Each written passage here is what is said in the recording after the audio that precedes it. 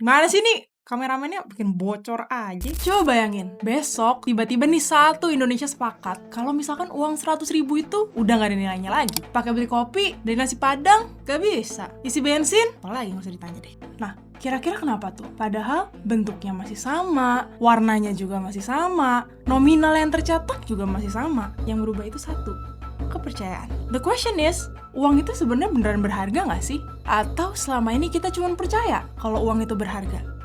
Hari ini kita akan bahas. Welcome to Money First, karena seperti koin, semua cerita punya dua sisi.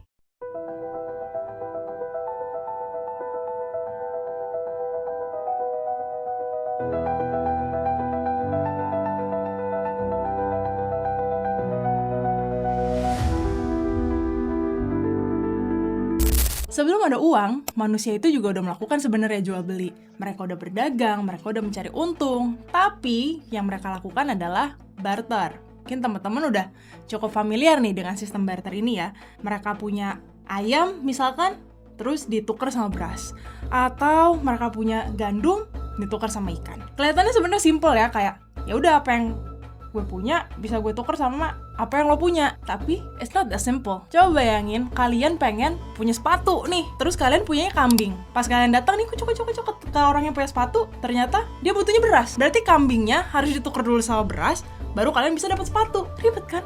Nah, sebenarnya sejarawan ini udah memperkirakan kalau barter ini udah digunakan selama ribuan tahun. Tapi seiring berkembangnya zaman, semakin kompleks juga nih sistem perdagangan dan akhirnya barter ini dirasa tuh udah nggak praktis lagi.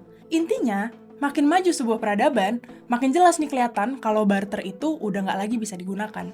Nah, dari situ manusia sadar kalau mereka itu butuh satu barang yang bisa digunakan untuk menukar kapan aja dan di mana aja yang bisa dibawa kemana-mana dengan praktis. Dan akhirnya, keinginan ini tuh terwujud nih, karena sekitar 600 tahun sebelum Masehi, di wilayah yang sekarang kita kenal sebagai Turki, itu muncul uang logam pertama, dan untuk pertama kalinya, manusia punya alat tukar yang diterima secara luas. Nah, kalau misalkan kita bahas soal alat tukar, dan kita tarik nih waktunya ke belakang, mungkin salah satu alat tukar yang paling populer yang langsung muncul di kepala kita adalah emas. Tapi sebelum emas, kayak yang tadi udah kita bahas juga, manusia ini juga sebelum emas udah menggunakan banyak banget nih hal untuk menjadi alat tukar.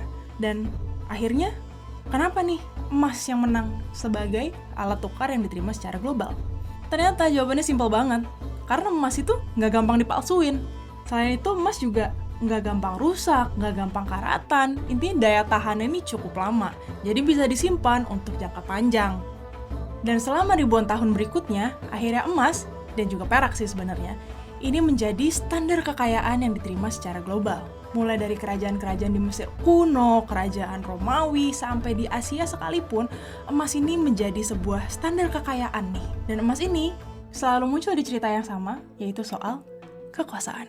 The problem is, emas itu nggak praktis. Misalkan kalian mau beli rumah nih, terus ternyata rumah yang kalian mau ini harganya setara dengan 30 kg emas. Terus masa kalian harus seret-seret emas 30 kilo itu keliling kota? Itu mau jual beli apa mau ikutan high rocks bawa beban sebanyak itu? Makanya manusia akhirnya mencari sesuatu yang jauh lebih simpel, dan disinilah akhirnya kertas mulai masuk. Awalnya, uang kertas ini sebenarnya nggak bisa juga dibilang sebagai uang ya. Lebih ke janji atau kontrak sih sebenarnya. Kenapa begitu? Karena pada dasarnya uang kertas ini tadinya adalah sebagai bentuk tanda terima atau bukti kepemilikan. Misalkan nih, sebagai contoh aja ya, skenario ya. Kalian punya 10 kg emas yang ditaruh disimpan di suatu tempat. Dan tempat itu nantinya akan mengeluarkan nih, pemegang surat ini berhak menukarkan 10 kg emas.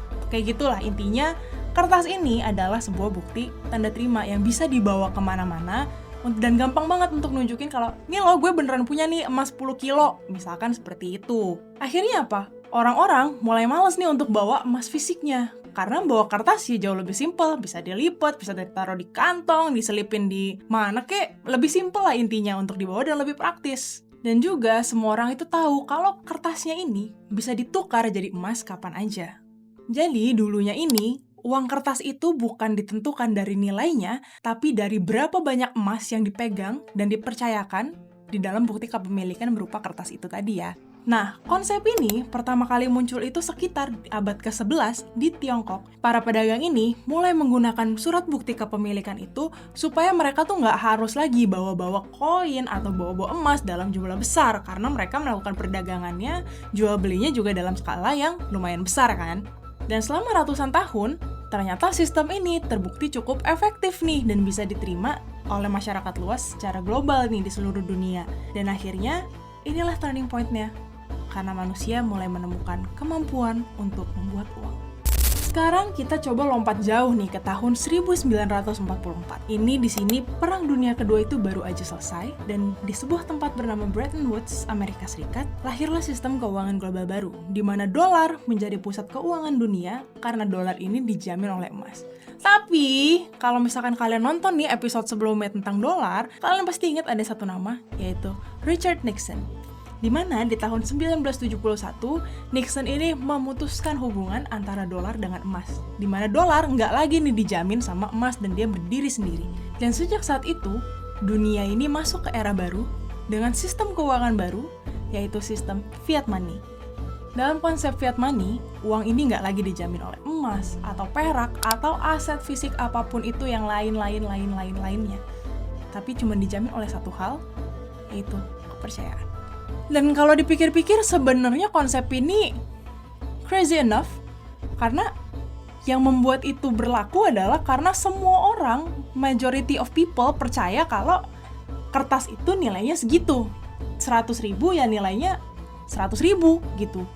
Dan kita percaya kalau si 100.000 ini bisa dipakai untuk membeli sesuatu, beli something.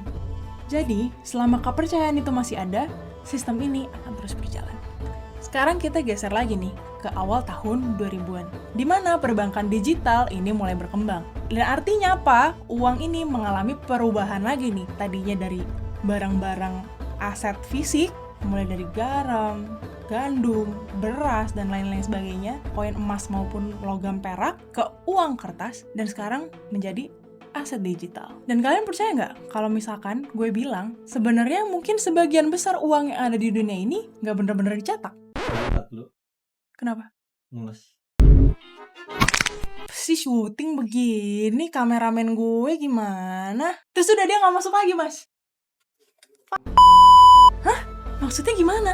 Coba deh kalian lihat sekarang mobile banking kalian. Terus kalian lihat saldonya. Ada mungkin 5 juta, 10 juta, atau 200.000 maybe. Dan itu baru satu orang, baru kalian doang. Coba ada berapa banyak orang, manusia, individu, living person in this world, di seluruh dunia ini, yang punya digital assets? Apakah benar-benar ada uang kertas sejumlah nominal yang kalian punya di mobile banking kalian yang tercetak secara fisik dan disimpan di suatu tempat? We don't know. Kenapa?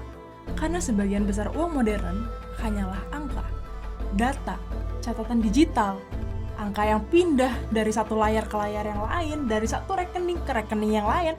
Udah gitu aja terus siklusnya. Kalau dipikir-pikir sebenarnya aneh juga ya. Kita kerja, kita belanja, kita spending, kita dapat income, bayar listrik, whatever it is kebutuhan kita, cuman berdasarkan angka yang ada di layar kita secara digital, yang kita nggak pernah nih pegang uangnya secara fisik. It's crazy, man. Nggak menutup kemungkinan kalau uang yang dicatat secara digital ini jumlahnya jauh lebih banyak daripada uang yang benar-benar literally dicetak secara fisik. Artinya apa? Mungkin aja sebagian besar uang yang ada di dunia ini hanyalah angka, hanyalah data. Jadi, apakah uang itu bohong? Sebenarnya nggak juga, tapi uang adalah sesuatu yang tidak punya nilai secara alami. Dan bisa dibilang, uang ini adalah cerita paling sukses yang diciptakan selama peradaban manusia. Cerita yang dipercaya oleh miliaran orang di waktu yang bersamaan. Dan selama cerita ini tetap dipercaya, toko bakalan terus buka, gaji bakalan terus dibayar, bensin akan terus dibeli, siklus ekonomi akan terus berjalan. Kenapa? Karena angka di rekening kita akan selalu punya arti. Tapi sekarang muncul pertanyaan baru. Kalau misalkan emang bener nih, angka-angka di rekening kita ini cuma data, uang kita yang tertera di rekening ini cuma data, siapa yang menentukan jumlah uang yang beredar? Dan apakah uang itu benar-benar diciptakan oleh pemerintah kayak yang kita kira selama ini? Mungkin jawabannya ada di luar ekspektasi kita. Intinya, semua itu ada karena manusia memilih untuk percaya sama itu. Selama kita percaya, ya uang akan terus punya kekuatan. Jadi begitu kepercayaan itu hilang, ya udah, nilainya juga bakal ikut hilang. Jangan lupa untuk like, comment, dan subscribe supaya kalian gak ketinggalan topik-topik menarik yang akan kita bahas di episode-episode berikutnya. Bye-bye.